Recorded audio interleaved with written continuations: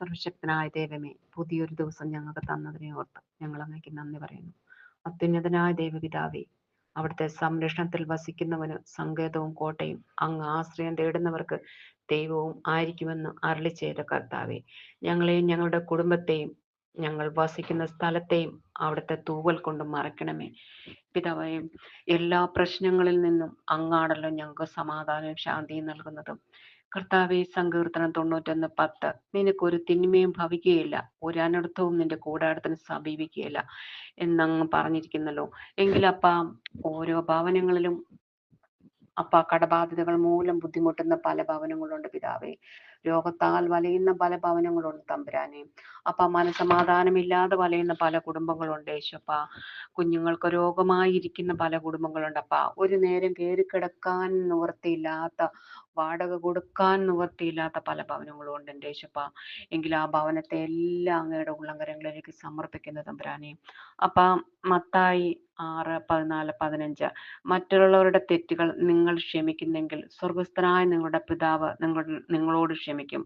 മറ്റുള്ളവരോട് നിങ്ങൾ ക്ഷമിക്കുന്നില്ലെങ്കിൽ നിങ്ങളുടെ പിതാവ് നിങ്ങളുടെ തെറ്റുകളും ക്ഷമിക്കുകയില്ലെന്ന്. എങ്കിൽ കർത്താവ് എന്ന് പറയുന്ന തമ്പുരാനെ, നമ്മൾ ഓരോരുത്തരും കൃപാലയം ഭവനത്തിലുള്ള ഓരോ മക്കളെയും ഞാൻ അവിടുത്തെ ഉള്ളംകരങ്ങളിലേക്ക് ചേർത്ത് വെക്കുന്നു. അവിടുത്തെ തിരി രക്തത്താൽ അവരെ കഴുകി ശുദ്ധീകരിക്കണേ തമ്പുരാനെ. ക്ഷമിക്കാൻ പറ്റാത്തവരോട് ക്ഷമിക്കാനുള്ള കൃപ നൽകണമേ. അവരുടെ ഉള്ളിലുള്ള വിദ്വേഷവും പകയും എല്ലാം എടുത്തു മാറ്റി യേശുവിന്റെ തിരി നാമത്താൽ, യേശുവിന്റെ തിരി രക്തത്താൽ അവരുടെ ഹൃദയത്തെ അനുഗ്രഹിക്കണേ തമ്പുരാനെ. ഈ നിമിഷം അവർക്കുള്ള പ്രശ്നങ്ങളും ഭാരപ്പെടുത്തുന്ന ഏത് വിഷയങ്ങളാണല്ലോ തമ്പുരാനെ, അവിടുത്തെ തിരുമുറിവുകളാൽ അങ്ങോട്ട് ചേർത്ത് വെക്കുന്നു. ഒരു നിമിഷം പോലും അങ്ങ് ഞങ്ങളിൽ നിന്ന് മാറി നിൽക്കല്ലേ തമ്പുരാനെ. ഈ നിമിഷം ഇവിടം വരെ എത്തിച്ചു തന്ന അങ്ങേക്ക് ഞങ്ങൾ നന്ദി പറയുന്നു യേശുപ്പ. പിതാവിനും പുത്രനും പരിശുദ്ധാത്മാവിനും നാമത്തിൽ സ്തുതിയായിരിക്കണമേ. ആമേൻ. ഈ പ്രാർത്ഥന ആര് എപ്പം ഏത് നിമിഷം കേൾക്കുന്നു, ആ നിമിഷം ഈ വചനം അവിടുത്തെ ഒരു അനുഗ്രഹമായി മാറണേ. പരിശുദ്ധാത്മാവേ സ്തോത്രം ദൈവമേ. ഇതൊരു അനുഗ്രഹമായി മാറുന്നതേ ഓർത്ത് നന്ദി പറയുന്നപ്പ. ഈ സമയം ഇത് ആർക്കൊക്കെ അയച്ചു കൊടുക്കുന്നു, ആരൊക്കെ ഇത് കേൾക്കുന്നു, ഈ വചനത്താൽ അവരെ ശുദ്ധീകരിക്കും.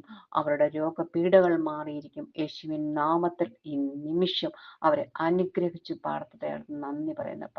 ഈ നിമിഷം അവരെ അനുഗ്രഹിച്ച് പ്രാർത്ഥിച്ചതോർത്ത് നന്ദി പറയുന്നു. പിതാവിനും പുത്രനും പരിശുദ്ധാത്മാവിനും നാമത്തിൽ സ്തുതിയായിരിക്കണമേ. ആമേൻ.